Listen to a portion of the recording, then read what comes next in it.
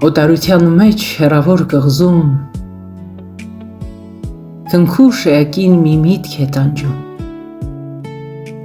Հեռացել է նա իր հայրենիքից, վաղուց ապրում է գոց Մենաստանում։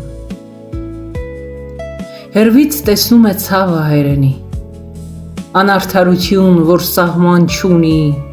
ըմբոստությունը ցասումով լեցված, անճար լինելը արդար սրտերի։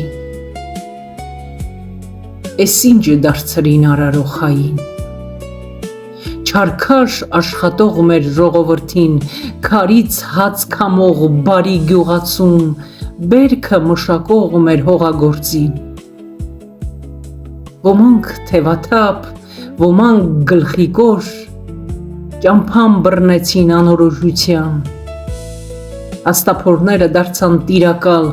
իսկ տգետները ազգիս ղեկավար։ Հայի տեսակը սա չէ, Տեր Աստված, արարողներն են դարերից եկած, մագաղատները հողում անթեղած, գալիք սերնդին հանց մասունք հանձնած։ Ցավոք դարման այդ պանդոխտության նոր վերք է դառնում հայի ցավերին։